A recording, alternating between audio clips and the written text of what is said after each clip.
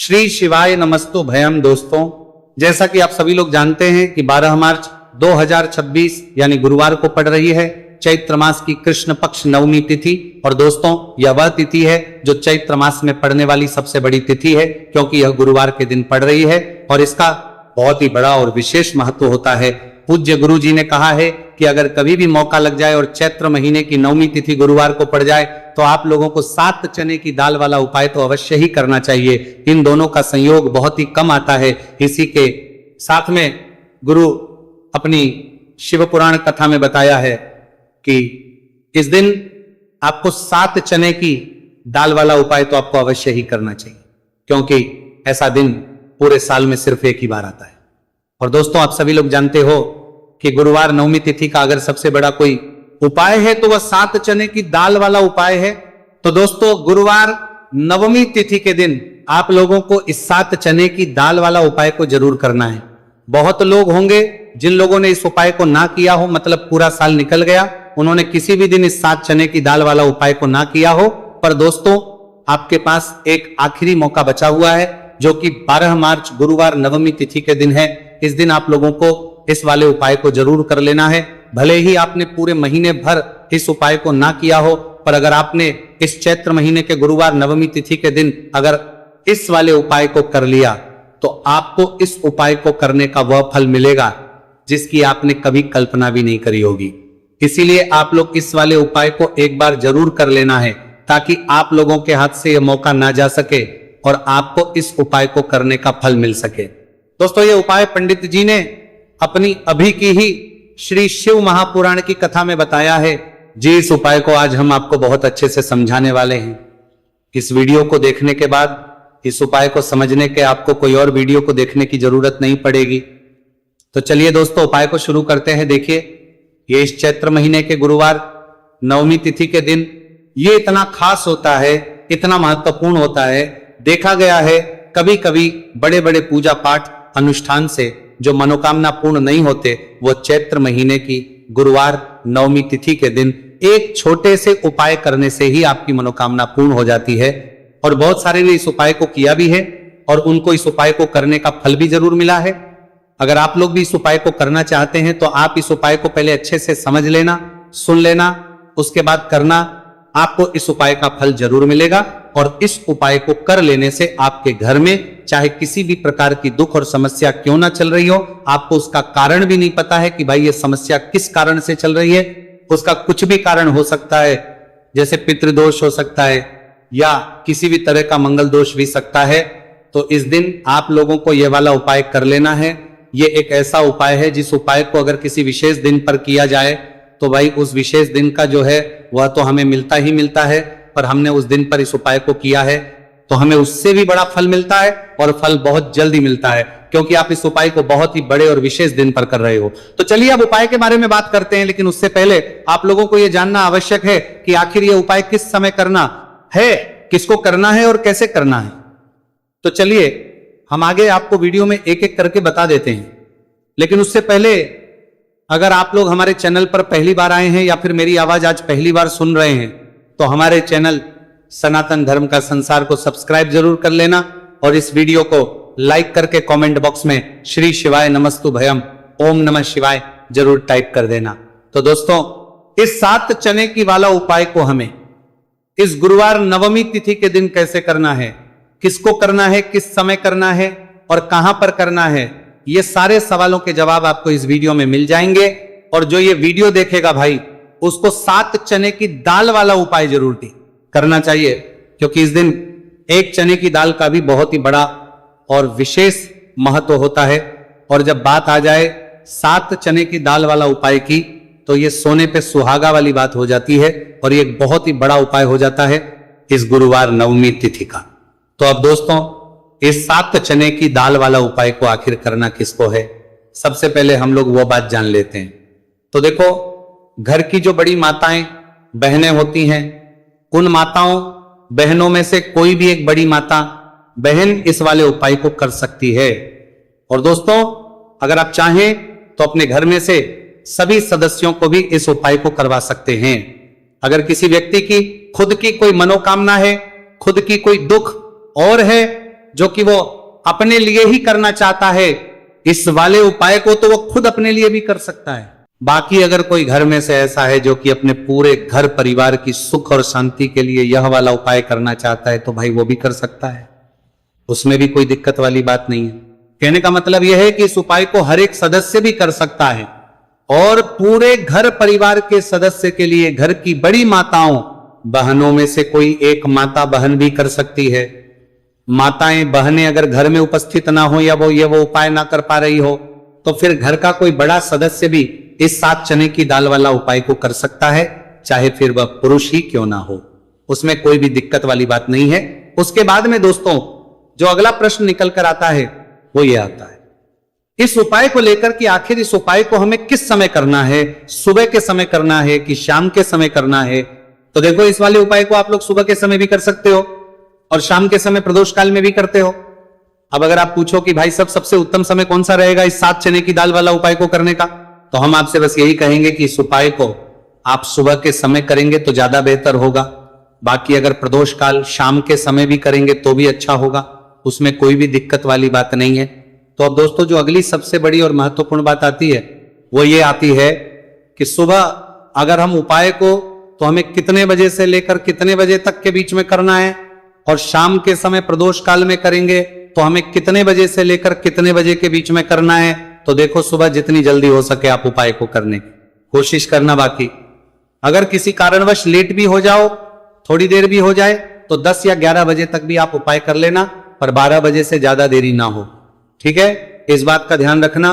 उसके बाद दोस्तों अगर शाम के समय प्रदोष काल की बात करें, प्रदोष काल का जो समय है होता है वो शाम के 6 बजे से शुरू हो जाता है। मतलब शाम के 6 बजे से लेकर 7 बजे के बीच का जो समय होता है यह समय प्रदोष काल का समय होता है। तो आप इस उपाय को 7 या 8 बजे के बीच में भी कर सकते हो। मतलब शाम के 6 बजे से रात 8 बजे के बीच में आप कभी भी इस वाले उपाय को कर सकते हो, उसमें कोई भी दिक्कत वाली बात नहीं। चलिए जानते हैं उस विशेष उपाय के बारे में। देखिए दोस्तों, पूज्य गुरु जी की कथा के अनुसार ही इस उपाय को आपको बहुत ही विस्तार से समझाने का प्रयास करेंगे, लेकिन उससे पहले वीडियो को लाइक करें। देखिए, इस वीडियो में हम पूज्य गुरु जी द्वारा बताए गए 3 सबसे अचूक उपायों के बारे में जानेंगे, जो आपको सिर्फ और सिर्फ गुरुवार की सप्तमी की तिथि पर ही करने हैं। पूज्य गुरु जी ने बताया है कि जो भी व्यक्ति इन उपायों को कर लेता है उसके जीवन से समस्त परेशानियां दूर हो जाती हैं। तो चलिए जानते हैं गुरु जी द्वारा बताए गए पहले खास उपाय के बारे में। देखिए, गुरु जी ने बताए हैं कि गुरुवार के दिन किया जाने वाला यह उपाय सबसे सर्वश्रेष्ठ है। इस उपाय के लिए आपको मात्र 1 लोटा शुद्ध जल लेना है। जल आपको तांबे के पात्र के अंदर लेना है। इसी के साथ में आपको मात्र 1 गुड़ का टुकड़ा लेना है और इसी के साथ में आपको लेनी होगी सात की दाल। देखिए, चने की दाल को लेते समय ध्यान रखना है कि यह खंडित नहीं होनी चाहिए।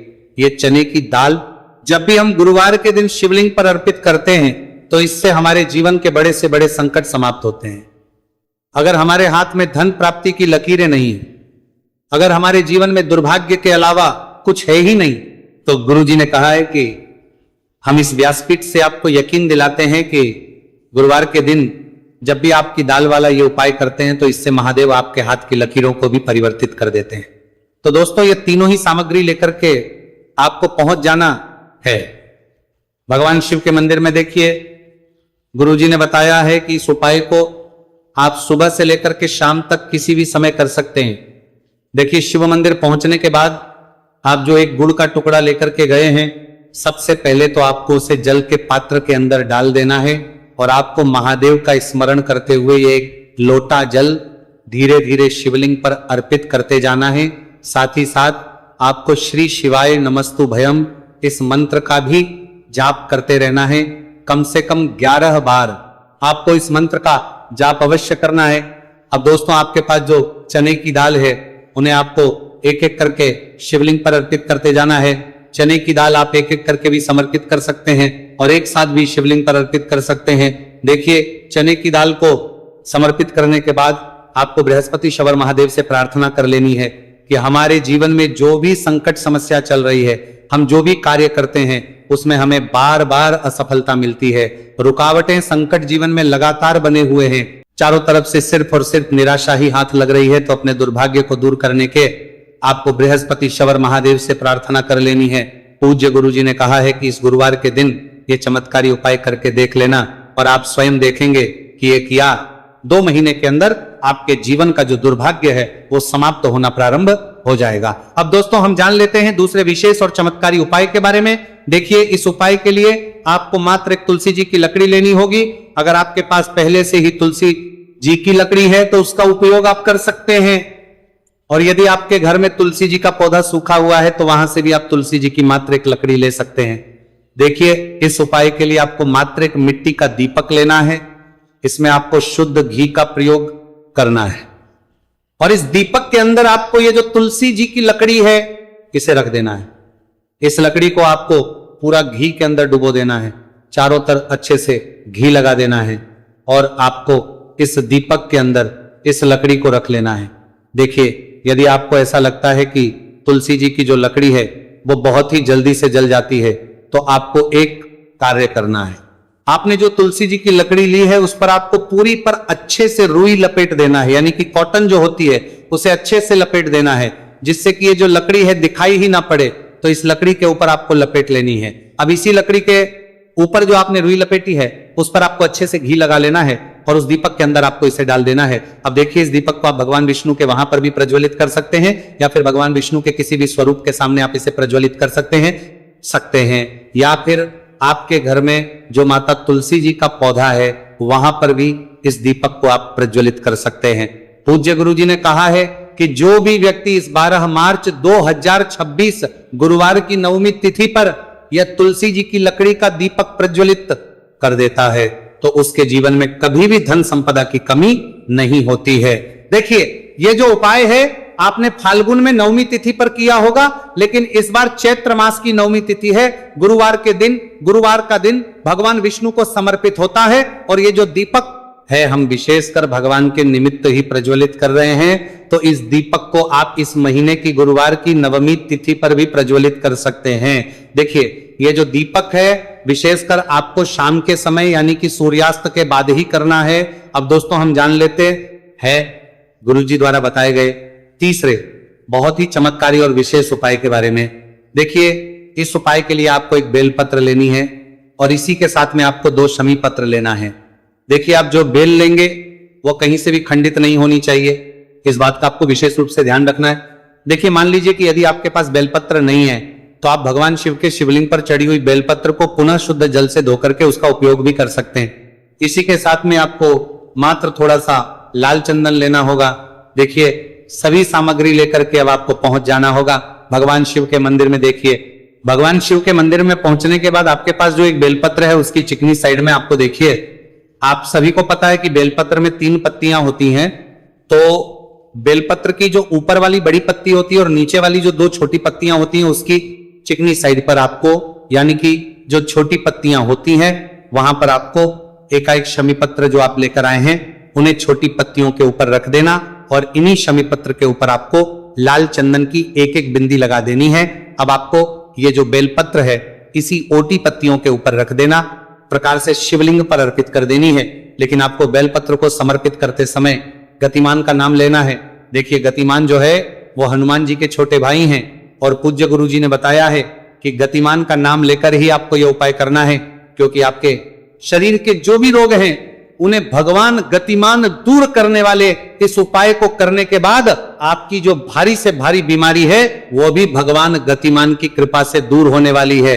देखिए, बेलपत्र की 2 छोटी पत्तियों पर आपने एक चमी पत्र रखा, उनके ऊपर आपने एक चमी पत्र रखा, लाल बिंदी लगाई हुई है चंदन की।